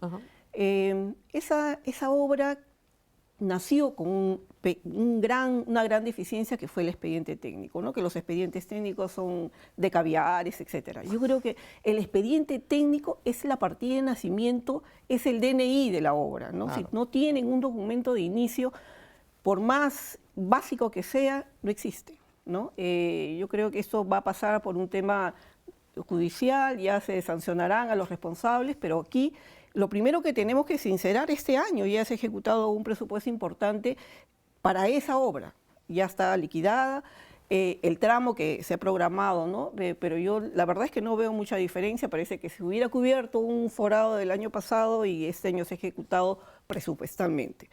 No lo sé. O sea, no estoy segura, pero porque no hay diferencia, o sea, uno no evidencia, habría que hacer una auditoría específica para ver cómo se ha ejecutado esa obra. Entonces, lo primero es terminar el expediente. Tú sabes que con el expediente podemos hacer variaciones, mejoras, implementar no solamente los pasos a desnivel, sino 1000 detalles que le faltan a esa interconexión que está faltando. Yo creo que si hemos invertido 100, vamos a terminar con 200 adicionales para terminar y poner en servicio un tramo que sea exclusivo, que sea un verdadero corredor. No, y que sea un corredor para el transporte público también. Claro, que tenga vías exclusivas, vías segregadas. Entonces, eso es lo que falta. Con respecto a la vialidad en general, la solución no es solamente construir un puente, un paso a desnivel, no. La solución son los corredores. Si no implementamos y no terminamos de instalar adecuadamente los corredores, vías exclusivas, no solamente separadas con unos pollos provisionales, Entonces, no estamos entregando un servicio de calidad. Tenemos que tener volardos automáticos que se coloquen en las vías para darle exclusividad a las líneas de corredores, ¿no? Ahora, la ATU en un momento nos ha entregado, según su cronograma este año, ya en servicio en enero, en marzo y en junio, 3 corredores, que los ha denominado, creo, corredores rosados, pero la verdad es que yo he subido a un corredor un poco para hacer un diagnóstico de tiempo. O sea, tú no aprecias la diferencia. O sea, cuando tú sientes que ha habido una obra que ha beneficiado, cuando observas pues la reducción del tiempo de desplazamiento, ¿no? Entonces, esas son deficiencias que sí tenemos que terminar y es parte de la reingeniería de la gestión pública en la Municipalidad de Lima. Tenemos que verificar que los proyectos y que la ejecución presupuestal haya tenido mucho que ver con, no solamente con el Reglamento Nacional de Edificaciones, sino también con la Ley de Contrataciones. O sea, Ahora, la ley no está de adorno. Hay un problema serio justamente porque hay contratos que Rafael López Aliaga no ha honrado, que es el caso de Brooksfield. Brooksfield no es Odebrecht, es un fondo de inversión gigantesco a nivel mundial que ha demandado al Estado peruano en un arbitraje. Ya le ganó 2. O sea, la Municipalidad de Lima hoy le debe $200 millones a ese fondo de inversión. Así es. Eso es lo que ya hemos perdido. Pero creo que están demandando $3.000 millones y es probablemente más o menos claro que lo vamos a perder de todas maneras. Además, la municipalidad tiene bonos emitidos muy caros a 10% de interés, con lo cual tiene como 4.000 millones de soles más de endeudamiento. Y bueno, no hay plata. Entonces, para ponerlo de una manera muy sencilla, ¿cómo asumir una municipalidad sobreendeudada, con contingencias judiciales enormes? ¿De dónde se sacan los recursos ahí? Para comenzar, nosotros ya como municipalidad tenemos una ejecución presupuestal aprobada para el próximo año, ¿no? Tendremos que hacer ajustes, tendremos que hacer modificaciones presupuestales para poder ejecutar lo más urgente. O sea, eso para comenzar. Si no, la municipalidad no se puede detener. La deuda que tiene la municipalidad, ya lo dijo el actual alcalde, están honrándola. Casi la mitad del presupuesto se va a ir en pagar esa deuda. 500 millones de soles al año. Al año, sí. Solo en honrar unos bonos que nadie sabe muy bien en qué se han gastado y que buena parte está en el banco. Mira, yo creo que para eso nosotros hemos previsto la conformación de una comisión fiscalizadora que tiene que dar resultados en 30 días para presentar un diagnóstico e informar a la población. O sea, yo creo que eso es lo justo, ¿no? Yo no quiero juzgar, pero sabiendo cómo ha funcionado este tema, definitivamente no creo que sea nada bueno, pero hay que dar la oportunidad de defensa, ¿no? Y yo creo que aquí es un tema que no me voy a paralizar a investigar ni sancionar, ¿no? El Poder Judicial se encargará de... Claro, pero en la última encuesta, el 21% de los encuestados quiere votar por López Aliaga, que es raro, ¿no? Pero quiere, a pesar de todas estas conversaciones que son públicas, ¿no? Así es. Bueno, yo creo que va más por un tema de campaña, un tema de muy buen manejo de redes sociales y desinformación de la población. Por eso estoy aquí, ¿no? Para informar, para comunicar que los proyectos en Lima tienen que ejecutarse. Yo sí creo que los expedientes hechos por ingenieros peruanos son la solución. Nosotros aquí hemos tenido en determinado momento el túnel más alto del mundo, en Ancash, hemos construido en el año 1900 el tren más alto del mundo también. Entonces, hay tecnología y tú aquí en este programa hace mucho tiempo entrevistaste al autor del estudio de los trenes Lima-Huancayo, que se paralizó en el año 2012 porque era muy caro. Bueno, pero tenían costos elevados. Claro, el túnel trasandino era muy caro. También, o sea... No, además, la carretera central ya se está construyendo. Mira, yo creo que hoy, el año 2026, ninguna obra de interconexión vial es muy cara. Ninguna. ¿Por qué? ¿Por qué? Porque la capacidad de retorno de la inversión que significa... Claro que la ingeniería, ¿en dónde está? La ingeniería debe reducir costos. Un buen gobernante debe ser capaz de reducir costos. Yo me pregunto...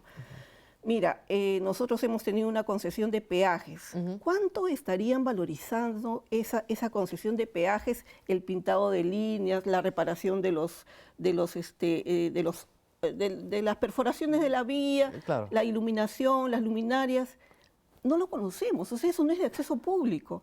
Yo he tratado de conocer eso. conocer esa valorización porque quiero saber pues, si es un Claro. valor comercial o es que nos están cobrando 10 veces el valor, ¿no? Porque sacando la cuenta de la circulación de vehículos, estamos aproximadamente superando el 500.000 de Bueno, pero vehículos ya- que transitan claro, en pero los ya no hay peajes. peaje, pues. Bueno, no te digo. Ya no hay. ¿Cuál? Ya no hay. Ya no hay. Ya no O sea, hay. ni siquiera que poco mucho, ya no hay. Ya Y no tampoco hay mantenimiento. No hay mantenimiento, pero bueno, normalmente los mantenimientos siempre los ha llevado a cabo EMAPE. O sea, ¿por qué tenemos que contratar a una tercera Bueno, porque- internacional? Porque sí es verdad que todo lo que se invirtió en puentes nuevos, sí lo hizo la concesión. O sea, Sí. hubo una inversión gigante en vialidad, o sea, en obra pública, en hacer todos los puentes nuevos desde el norte hasta el sur. Todo Así es. nuevo. Bueno. Entonces, eso cuesta. Pero- Entonces pero- tú puedes decir, yo lo voy a hacer en 30 años con el peaje, No, pues. o lo hago en 3 Mira. años, concesiono, y de ahí lo uso, Claro, y bueno, de ahí... tiene son dos una- formas de una- hacer. unas ventajas, pero Una yo te diré lógica. que también O sea, fue perdona, muy lento. Por no, ejemplo, mire, la tuvimos carretera- el puente San Pedro paralizado, colapsado en un tiempo. ¿no? Claro, O sea, pero se armó, ¿ah? Se armó, se puso de nuevo. pero se paralizó. O sea, Claro. si tuviéramos concesión verdadera, Claro. no se debió paralizar. Y el Debió problema- funcionar y el- casi claro, automáticamente. pero si usted ve, por ejemplo, la concesión de Lima-Ica, es una concesión que ha demorado 20 años y ya está la autopista Lima-Ica. Así O sea, es. tú la puedes tener en 3 meses, ¿no es cierto? O en 30 años, tú Así decides. es, así ¿ya? es. Pero si la vas a tener muy rápido, eso se paga con lo que viene después. Así es. O la vas a tener despacito con lo que se paga ahora. Como quieras pagarla. Mira, yo creo que no debemos llegar al extremo de no tomar en cuenta los trabajos de mantenimiento, porque si dejamos pasar los trabajos de mantenimiento de una vía, definitivamente vamos a perder la vía, que Y vale ahora- 5 veces lo que cuesta pues un Y mantenimiento. ahora ¿no? con el fenómeno del niño, Terrible, terrible. nos vamos a quedar sin vías. Yo Eso es- creo que contingencias es lo que tenemos que asumir y lo que tenemos que estar siempre un paso adelante. Además- Antes teníamos nuestras sedes de mantenimiento de carreteras ubicadas estratégicamente. Sí. En la carretera central teníamos en Matucana, si no me equivoco, una gran central de maquinaria que la operaba el MTC y que tranquilamente El problema suplía acá alguna es que, emergencia. imagínese que usted gana, y usted juramenta y toma posesión en enero del 2027. En medio del fenómeno. Exactamente. Con Guaycoloro que se le sale pero por las orejas, con Pucusana desbordado, ¿no? Con el río Chillón a tope. ¿Qué posibilidades tiene un alcalde de Lima? El alcalde tiene que asumir la dirección De defensa civil. de todas las acciones que se vayan a tomar a partir de su primer día de gobierno. Y lo primero que tenemos que considerar como actividad primaria es habilitar las vías de comunicación. Eso es la prioridad, ¿no? Como infraestructura. Así te es. estoy Siempre diciendo. es lo primero. Es lo primero porque eso paraliza la actividad económica. Yo pienso que aquí sí tenemos que tener un pool de maquinarias disponibles. Vamos a ver, la ejecución de la Municipalidad de Lima no ha sido un ejemplo en temas de prevención. No, Entonces, tenemos que activar. Mira, la diferencia de nuestro gobierno va a ser que nosotros tenemos que ir con documentos bajo el brazo para que puedan ejecutarse el 1 de enero.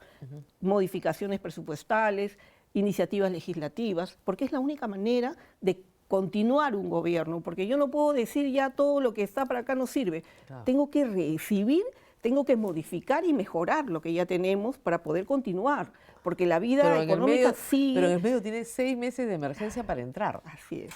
Así es, bueno, mira, yo la verdad es que he vivido todos los fenómenos muy de cerca, Rosa María, no me son ajenas las emergencias. El primer fenómeno que pasé fue justo en el gobierno de mi padre, cuando era él alcalde en la provincia de Guarochirí. Matucana se inundó. ¿El 97? El 90 ¿O el 83? 82. El 82. 82, Entonces también- 83. Nosotros Fue ya tenemos edad para haber vivido los dos. un mes paralizada la carretera central. Yo creo que ahí hemos tenido de cerca la forma como enfrentar las emergencias, ¿no? Ya los gobiernos de turno en ese momento no teníamos la ejecutoria que tenemos ahora. La semaforización del presupuesto, el MEF controla Hasta el bien último centavo. si se propone, ¿no? Porque también a veces Tenemos cierran otro los problema ojos, ¿no? bien grave, que es, hay un conjunto de distritos que no han ejecutado su gasto de prevención. Así es. y con influencia en Lima, ¿no? O sea, no solamente a nivel nacional, que hay sitios muy graves, Ancash, por ejemplo, pero en Lima también. No han Así ejecutado presupuestos ni al 40%. Mira, definitivamente ya tenemos focos identificados. Por ejemplo, ayer ha habido una gran inundación en los bypasses, ¿no? Esos bypasses, el de Villa María, el de San Juan de Miraflores, el mismo de la calle. Pero con de una la lluvia avenida- de 4 milímetros, que O sea, no es nada. nada. Bueno, Ya, pero porque no hay drenaje. históricamente hemos tenido pues lluvias que se multiplican por 4, ese Claro. valor, ¿no? Bueno, no hay drenaje porque No hay Lima drenaje. es un desierto, No ¿no? llueve. Pero tenemos que implementarlo. No es para que el agua vaya y desfogue No. en los alcantarillados porque eso está prohibido. Sí. Tenemos que implementar un sistema, ya lo hubiéramos hecho, porque estos Sí. problemas que se presentan no son de este año, son ya repetidas veces que se inundan. Ahora, normalmente con motobomba. En el Perú se hace con motobomba Es todo. claro, es un caso puntual. Por Claro. ejemplo, en el caso de los bypasses, ellos deben tener un sistema de bombeo habilitado para la descarga, de repente, en las áreas verdes colindantes y que No pueda sé, soportar. usted es ingeniera hidráulica, yo sé. Sí. ¿Está prohibido descargar Así es. en el desagüe? Claro, está Entonces, ¿cómo prohibido. se El descarga? tienes que tratar el agua. O sea, tú no puedes descargar las aguas pluviales directamente al sistema de colector desagüe. de aguas urbanas. ¿Por qué? Es una normativa del ANA. O sea, Yo sé, pero ¿cuál es el daño? No. Sí, el agua de tema, el lluvia. daño es que la contaminación de sedimentos que tiene te atora el desagüe. Entonces tú, ¿qué cosa haces? Colapsas el sistema Ya. de desagüe, ¿no? Claro. Entonces, el desagüe urbano, imagínate que intocable. intocable, ¿no? Ok, No ya deberíamos entendí. utilizarlo, ¿no? Ya, pero tiene Eso- que haber un sistema. Mira, de emergencia puede servir para unos minutos, Entonces, ¿no? Mientras claro. solucionas la bomba, Claro. pero no puedes dejarlo porque es una falta grave. El ANA viene y te sanciona, Ya. ¿no? Entonces, yo creo que eso es lo bueno primero saberlo. que Yo debemos pensé pensar. que nomás levantaba la tapa y que se vaya todo por ahí. Uy, eso hicieron, por ejemplo, en Chiclayo. Ya. En Chiclayo levantaron las tapas, Y 3 meses sin desagüe la ciudad, el centro. Miércoles. El centro de la ciudad. O sea, hay que saber, ¿ah? Hay que saber. Hay que llamar a los que saben. Hay que llamar a los que Así saben. es. Claro, y ese es uno de los problemas más graves que vamos a tener pronto. Tenemos una pregunta del público. A ver, por favor, señor Elizabeth, ¿cuál será el destino de los trenes que compró López Aliaga? ¿Las plazas estarán abiertas para manifestar las molestias del ciudadano cuando son pisoteados sus derechos?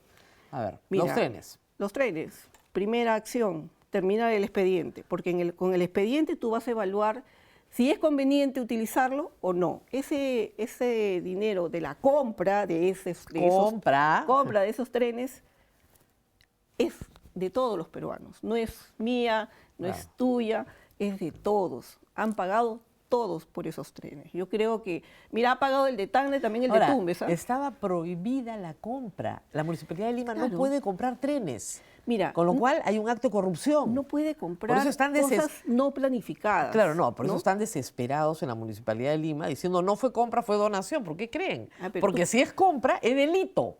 Tú compara pues, los costos de venta que ha tenido Caltrain en determinado momento y los costos que nosotros hemos pagado por Claro. disque un flete desde Un la flete, zona de claro.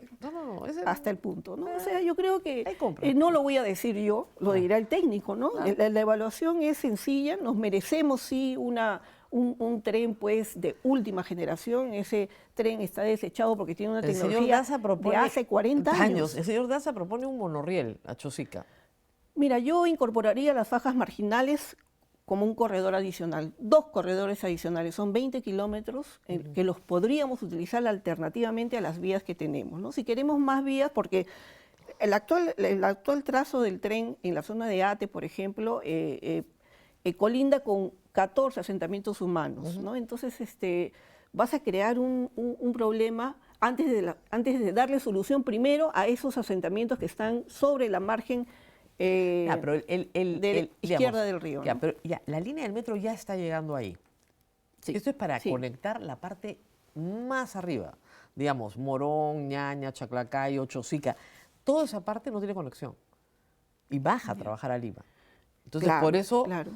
No, pero López es son sencillo. son 300.000 viajes. ¿ah? Mira, el tren no se va a poder hacer en un año. No. No, pues, o Ni en sea, 4, ¿ah? yo prefiero terminar y prometer. Mira, yo voy a tener el documento técnico a diciembre del 2026 para comenzar y hagamos la evaluación. O sea, el Ya. técnico tiene que evaluar la rentabilidad de esa conexión que vamos a llevar adelante. Ahora, la conexión de la carretera central no es solamente la vía principal, que sí, mira, más fácil para mí resulta conversar con el ANA, llegar a un acuerdo y utilizar su faja, implementarla, protegerla y hacer una vía, así como tenemos en el Zócalo del mar, ¿no? La Costa Verde, ¿no? Ser un verdadero corredor, un paradero en Chosica, un paradero al medio y un paradero al final. Nada más. Claro. Después, vías interconectadas con teleféricos, que ya la ATU la ha programado. Lo malo es que la ha programado para ser terminada el año 2045. Claro. O sea, imagínate, pues tú me dices, haz un expediente hasta el 2045,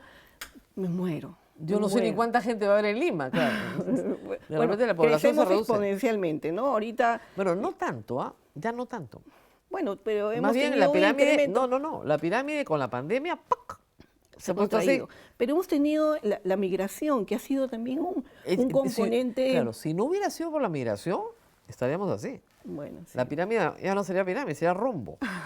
Ese es uno de los problemas que tiene, bueno, toda Latinoamérica, no solo el Perú. Bueno, tenemos una ventaja todavía que estamos sobre una edad promedio de 30 años y eso ayuda, ¿no? O sea, hay un bono ayuda. demográfico todavía, pero en 20 años ya no. Probablemente disminuya. Sí, ahora la juventud está más enfocada en otros temas. ¿Por qué deberían votar por usted y no por sus... Creo que todos los demás son varones, ¿no?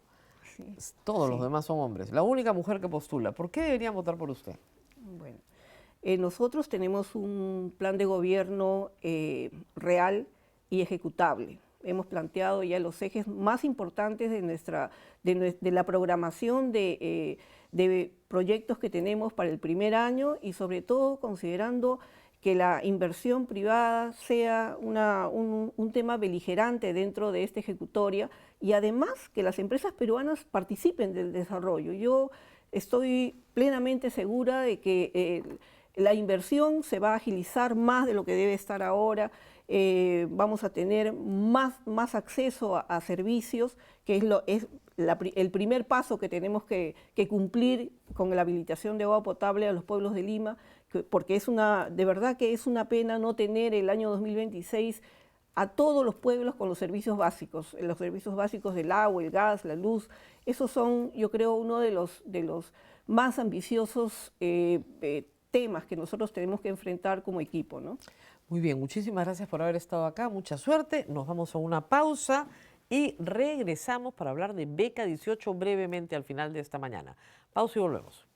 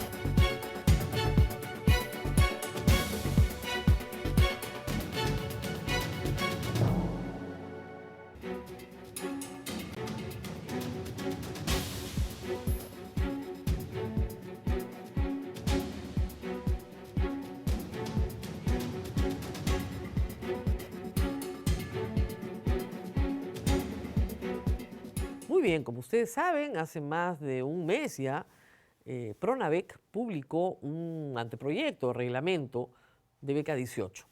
Beca 18 es un programa que ha beneficiado a miles de jóvenes peruanos en situación de pobreza para acceder a una educación universitaria de mayor calidad, muchas veces en universidades privadas o en universidades públicas dándole al alumno un subsidio para que pueda dedicarse a eso, a estudiar. Beca 18 ha sido un programa muy exitoso, se inauguró en el gobierno de Ollanta Humala y se acompañó de otros programas como Beca Hijos de Docentes o Beca Bicentenario. La Beca Bicentenario no se ha otorgado este año y eso ha llevado a una enorme protesta porque muchos jóvenes invirtieron mucho tiempo y su propio dinero, que es poco, en conseguir ser admitidos en universidades de mucho prestigio fuera del Perú para una maestría o un doctorado.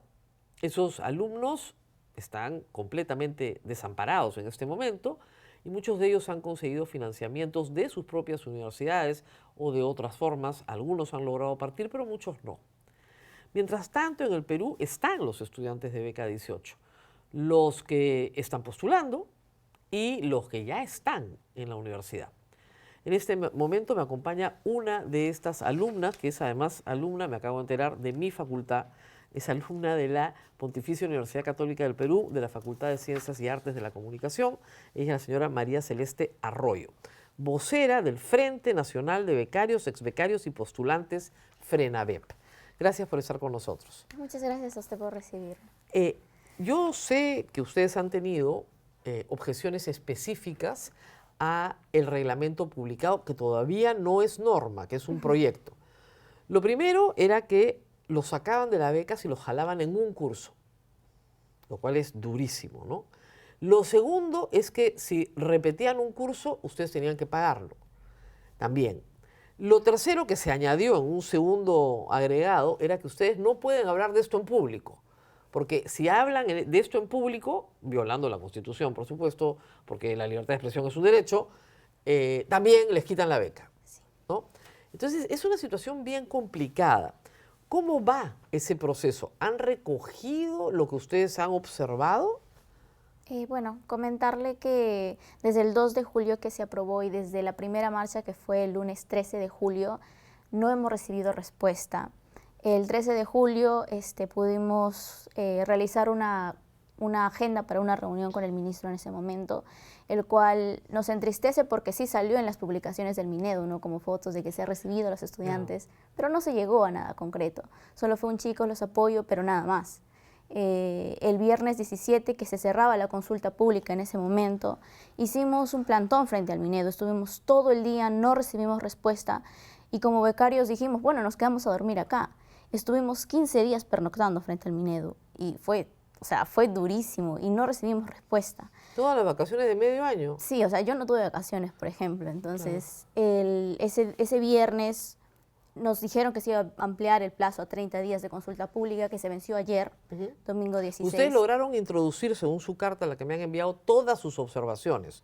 ¿Están presentadas por escrito? Están presentadas, y es más, al nuevo ministro actual que se encuentra, volvimos a reenviar otra carta para recordarle que ya habíamos ingresado estos documentos y tampoco hemos recibido respuesta. En su momento también, durante esos 15 días, visitamos a la presidenta electa en ese momento 2 veces en su domicilio y 2 veces en la ET. Tampoco hemos recibido respuesta. ¿Pero los recibió? En su domicilio, cuando fuimos a visitarlo, visitarla junto con otras personas que se encontraban por diferentes problemáticas, nos dijo que sí, que comprendía la situación, que estaba comprometida con la educación en el país, pero nunca fue un compromiso real, es decir, hasta ahora no tenemos respuesta respecto a ello. Yo creo que sería interesante que tú cuentes un poquito tu experiencia con Beca 18 para que el público conozca el programa, porque no todo el mundo lo conoce. ¿Tú eres de Arequipa? Soy de Lima, o sea, nací en Junín, pero vivo en Lima. Vives en Lima actualmente. ¿Qué te cubre la Beca 18? Ya, la Beca 18 cubre la matrícula, la todos los pagos, y aparte todas las pensiones. hay una subvención que se nos dan a los estudiantes. ¿Cuánto es la subvención mensual? Para las personas que venimos de acá de Lima, son 960 soles, que eso cubre alquiler, alimentación, transporte, cosas que se utilizan durante la universidad. Y bueno, ¿Y para los que vienen de provincia? Los que vienen de provincia son 1.260. Claro. Con eso tienes que vivir todos los meses, te tienes que acomodar con eso. Es suficiente, pero no hay ningún lujo ni mucho menos, ¿no? O sea, compartes una habitación muchas veces o compartes una vivienda con otros estudiantes. Entonces, ¿qué problemas tienen los chicos? Porque yo sí conozco los problemas, me gustaría que tú los expliques. ¿Por qué es absurdo exigir que nunca jalen un solo curso? Bueno, es absurdo porque no visibiliza las realidades de los estudiantes. Por ejemplo, muchos estudiantes somos de poblaciones vulnerables, pobreza y pobreza extrema, y hemos llevado una educación básica regular. Y eso de por sí hay diferentes brechas. De por sí hay brechas aquí en Lima. No es lo mismo estudiar en un colegio básico regular, quizá por el centro, que en las partes aledañas de Lima. Y no es lo mismo estudiar en Lima, en un colegio básico regular, que en la Amazonía, que en la sierra, que en la selva. Entonces, muchas universidades privadas han advertido eso desde el inicio. Algunas ponen ciclo cero, justamente para todos los chicos que lleguen de beca 18 para hacer una primera nivelación, ¿no? Y después hay un problema, creo yo, que es bien importante explicarlo, que es un problema emocional. Vienen chicos de 17 años a Lima solos, sin su familia, por primera vez y no tienen un aterrizaje muy fácil porque no tienen una red de apoyo. Esos son problemas reales y eso se repercute directamente en el rendimiento académico, sobre todo en los primeros años. Y también hay chicos que desertan, hay chicos que no soportan la presión, no soportan el reto y se van solitos, ¿ok? Pero la mayoría quiere. Ahora, el otro problema es el acceso, ¿ok? El año pasado, cuando Dina Boluarte todavía era presidenta, dijo que iban a ampliar beca 18 a 40.000 plazas. A 40.000. ¿Saben cuánta gente se presentó? 100.000. ¿Saben cuántas plazas abrieron? 5.000. Entonces, no es que no haya demanda, la demanda es brutal para muy pocas. Pero eso es lo que pasa cuando juegas con la expectativa de la gente. El problema de fondo es que beca 18 es una solución a un problema mucho más grande, ¿no es cierto? Que es que la universidad pública debería ampliar sus plazas, ¿no es cierto? Y ofrecer una universidad de calidad para todos. Ese es el problema de fondo, eso es lo que hay que hacer. Mientras tanto, esto es un paliativo. ¿Ustedes qué piden ahora? ¿Qué le están pidiendo al Estado en este momento? Nosotros estamos pidiendo, ya viendo la premura de la situación, que se archive, que se derrogue este reglamento, y no con el fin de que no querramos que se mejore el programa. Definitivamente queremos, pero estos artículos que se modifican desnaturalizan el propósito de la beca, que no solo es que las personas culminen sus estudios, sino también puedan tener permanencia dentro de ellos, y es lo que no se está logrando, porque no te pueden quitar la beca por jalar un curso o porque ese ciclo quizá quisiste adelantar cursos o te retrasaste por problemas familiares, que es algo que también nos están exigiendo, ¿no? Claro, lo que pasa es que, a ver, si el Estado peruano ya invirtió, ¿no es cierto?, 3 años de educación de un joven, estás en el 4.º año de 5, lo jalan en un curso, tú dices, te vas, el chico no termina la carrera. Entonces, toda esa inversión que ya hizo el Estado peruano se pierde. Hay que ser un poquito necio, ¿no? Entonces, hay que entender la situación. Lo otro es el acceso. Y ahí han habido muchas discusiones.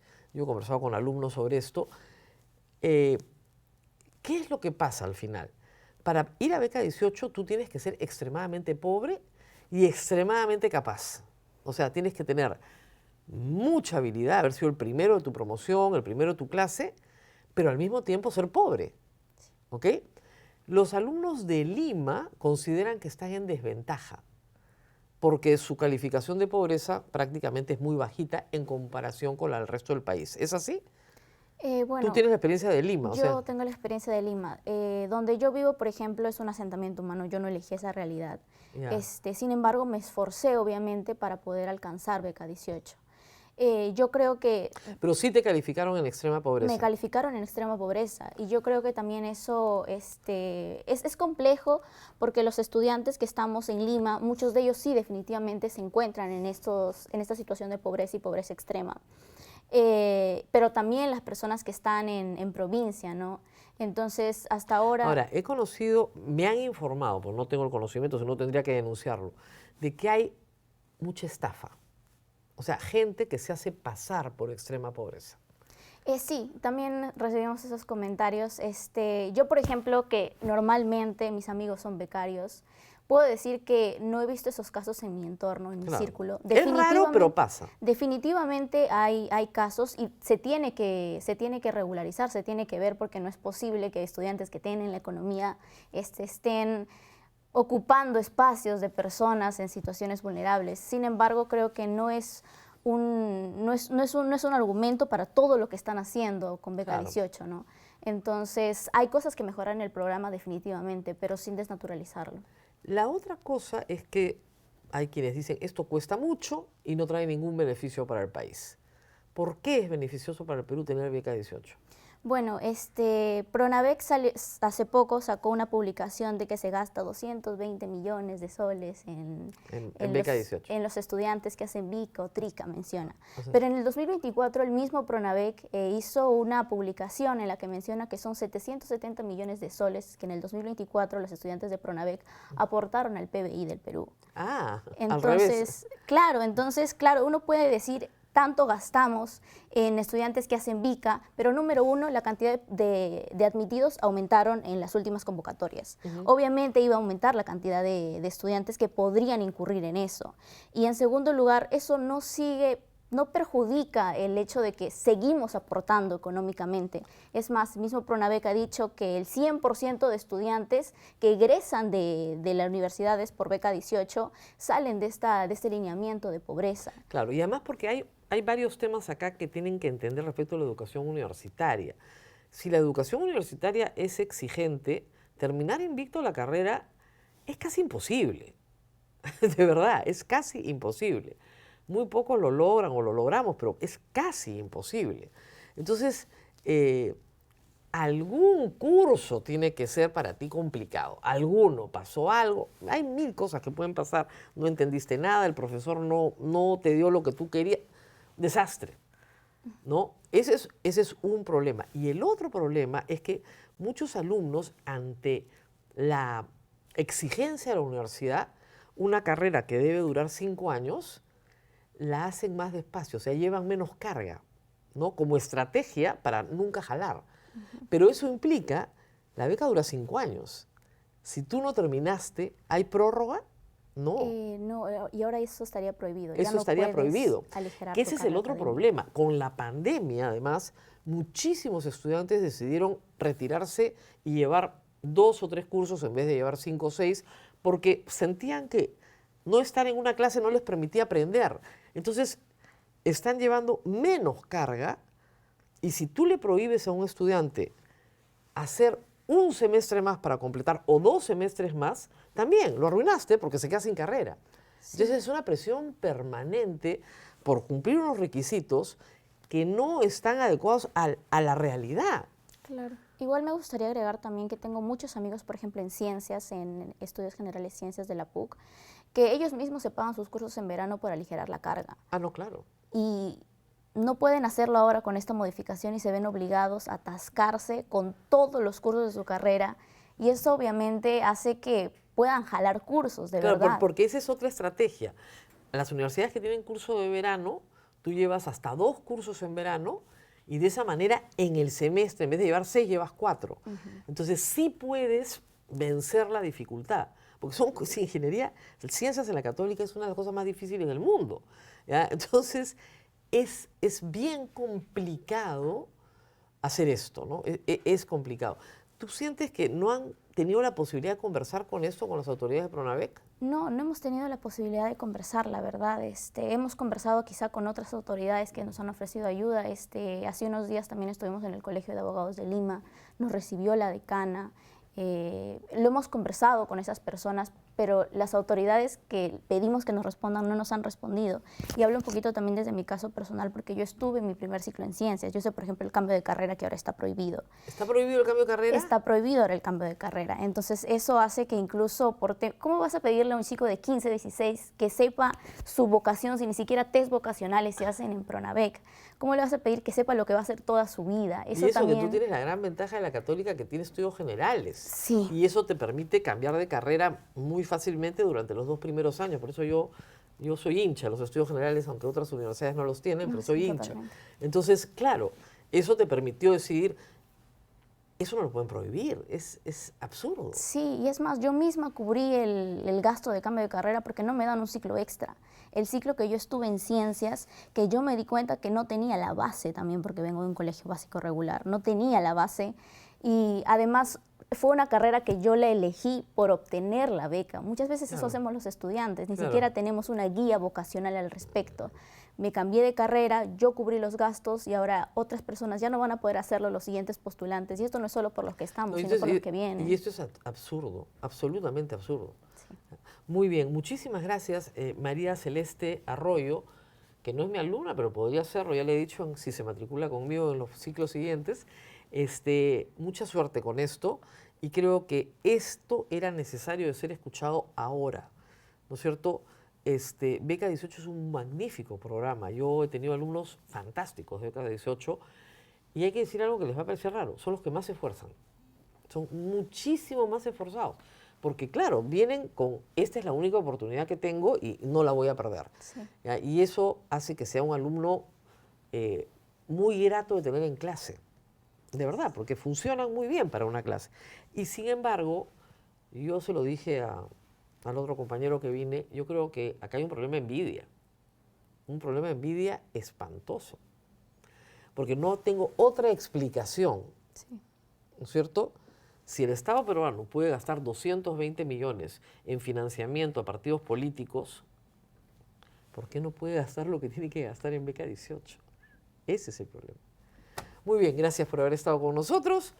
Nos tenemos que despedir ya, ahora sí. Ha sido larguísimo el programa, les agradezco a todos su paciencia y teníamos mucho que cubrir el día de hoy. No tuvimos tiempo para el colágeno de Keiko Fujimori ni para su crema, porque teníamos noticias más importantes y ya lo veremos en otro momento.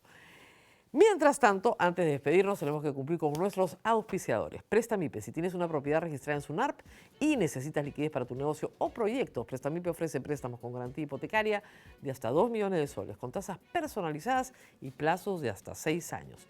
Ingrese a prestamipe.com/sin-guión o escanea el QR y solicita tu préstamo hoy. Prestamipe, confiamos en ti. Luz del Sur, ¿se te fue la luz? Una de las causas más comunes de los apagones son los globos metálicos que se sueltan en la calle. Estos hacen contacto con las redes eléctricas y ocasionan explosiones que dejan en la oscuridad a miles de personas. Cuidemos juntos nuestra energía. No sueltes globos metálicos en la vía pública. Es un mensaje de Luz del Sur y llevamos más que luz. SAS. ¿Otra vez problemas con tu internet? Quizás es momento de cambiarte a SAS. Internet 100% fibra óptica con una conexión estable y planes de internet de alta velocidad para trabajar, informarte y disfrutar de tu entretenimiento favorito. SAS, el internet que resuelve en un SAS. Esto ha sido todo por hoy. No se olviden de hacer las 3 cosas que siempre les pido. Por favor, nos dan likes, muchos likes. Necesitamos interacción. Compartan el programa para que otras personas también lo vean. Y finalmente, suscríbanse a las redes de la República para que el algoritmo no nos separe nunca y siempre usted sea el primero en estar informado. Nos vemos nuevamente el día de mañana.